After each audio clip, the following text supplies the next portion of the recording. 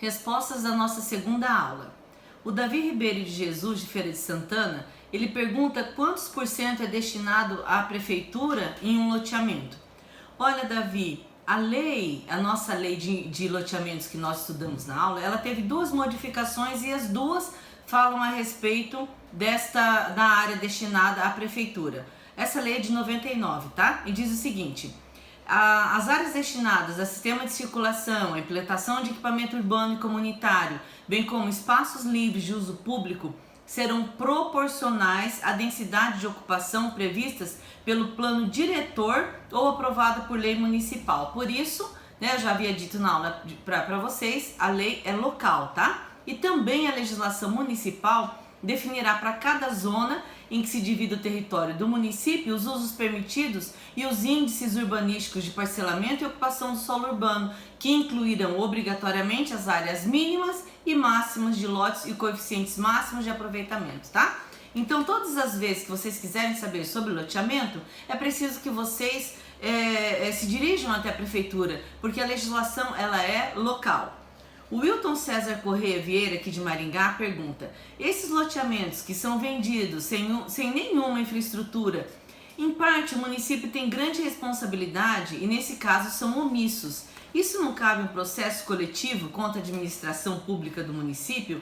Cabe sim, Wilton. É por isso que existe a promotoria pública, tá? Todas as vezes que nós, cidadãos, nos deparamos com situações como essa, vale a pena procurar a promotoria pública e fazer uma denúncia. Porque não é possível que a população seja servida ou seja colocada a uma situação dessas de um loteamento sem infraestrutura nenhuma. Continuando, a Maria Inês Fracalossi de Tramandaí, Rio Grande do Sul, pergunta: na minha cidade está acontecendo um loteamento pertencente a herdeiros. Já foram vendidos muitos terrenos. Os proprietários só vendem com contrato. Não tem água e nem luz. De quem é a obrigação de colocar água e luz? Do loteador ou da prefeitura? Do loteador, Marinês. Olha lá o artigo 4º. Os loteamentos deverão atender pelo menos os seguintes requisitos: equipamentos comunitários, equipamentos públicos de educação, cultura, saúde, lazer, equipamentos públicos urbanos como abastecimento de água, serviço de esgoto, energia elétrica, coleta de águas pluviais, rede telefônica e gás canalizado. Sabe por que é vendido com contrato, Marinês? Porque não está legalizado. Por isso que é o mapa, tá? Voltando a falar do mapa. Eu sei que o mapa não é uma situação simples para fazer, mas é completamente necessária. Olha a situação, Marinês, a pessoa economiza dinheiro a vida inteira, compra um lote tentando construir ali a casa própria, vai ver, não consegue regularizar. Por quê? Porque nem foi aprovado ainda pela prefeitura. Ah, mas aí vocês vão me perguntar, é possível? Claro que é possível, por isso que existe favela. Tá? E depois que é implantado uma situação de ocupação desordenada e ilegal, para retirar é muito difícil, tá? O Evaldo Francisco de Itapema, Santa Catarina, pergunta: jeitinho brasileiro mina qualquer lucratividade. Nossa, como mina? Tá? Não existe essa questão do jeitinho brasileiro, dá tudo certo. É um crime, tá? E não existe crime perfeito. Falou tudo, Evaldo. A Juliana Botelho Barros, de Várzea Grande: professora, em um loteamento onde moro, estão sendo vendidos lotes sem nenhuma infra, porém quem comprou já está pagando IPTU, isso é correto? Não, Juliana, não é correto, mas é o tal negócio. A pessoa coloca uma situação e a população engole, vai ficando, tá? Então é preciso ter vez e voz. Não estou falando que é a necessidade de fazer uma rebelião, nada disso, mas ter consciência dos seus direitos e a necessidade de buscar os seus direitos a quem de dever. O Vanilton Silva Borges, de Varginha, pergunta: para definir o tamanho de cada lote, existe uma lei mínima? Sim, existe, Vanilton, foi o que nós comentamos, Vanilton.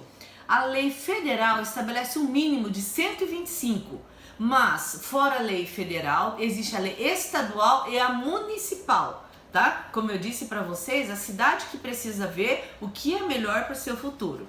A Janaína da Aparecida Lemes Ferreira, de Balneário Camboriú, ela diz o seguinte: moro em Balneário Camboriú, cidade vertical com lotes em raridade, né? Sem dúvida nenhuma. A cidade se transforma constantemente, as casas dão lugares a prédios de alto padrão.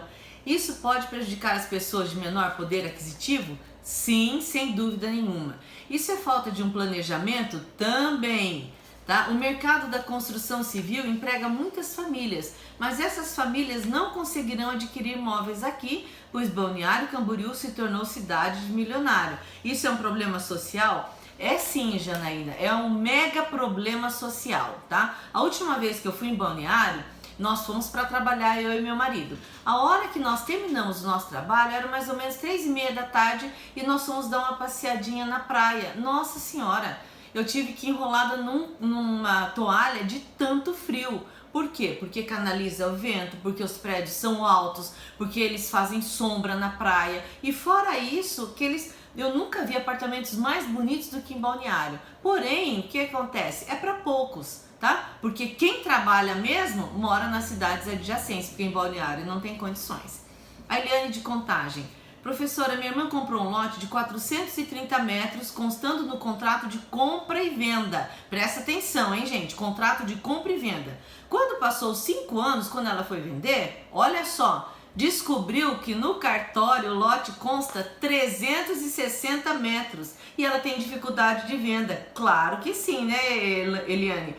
E aí entrou em contato com o dono responsável do loteamento para resolver o caso. Mas professora, qual a punição de um corretor ou dono vender um lote com metragem errada? Bem, do vendedor, olha só, Eliane, por que a gente fala que registro de imóveis tem efeito erga omnes? Porque tá ali, registro de imóveis é público, é nossa obrigação, corretor de imóveis, verificar como é que está a situação na matrícula de imóvel. Se tivesse visto isso antes, Elaine, ia saber que no registro de imóveis consta 360 e não 430. Agora, pega o Código Civil nos artigos 423 e seguintes e parte para cima do corretor, tá? O vendedor, ele foi esperto, né?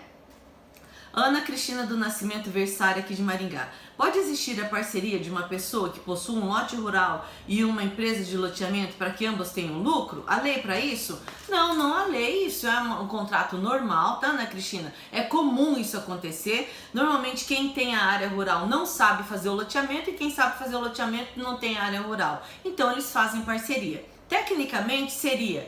A pessoa oferece o lote, o loteador vai lá e coloca a infraestrutura, faz projeto, vê toda a parte documental. Em tese, seria metade do lucro fica para um, metade para outro. Entretanto, dependendo da área, dependendo do interesse, dependendo das características peculiares de cada caso, isso pode variar de 65% para 45%. Ou seja, 55% ganha o dono do lote, 45% a loteadora, ou vice-versa, 60%, 40%, 70%, 30%, tá? Vai depender muito, mas a lei do loteamento é a mesma, essa lei que nós estamos estudando. E finalmente, o Marcos Ricardo dos Santos Júnior de Foz do Iguaçu, um grande abraço para o pessoal de Foz e para todos, né, que assistem e prestigiam a aula. Ele diz...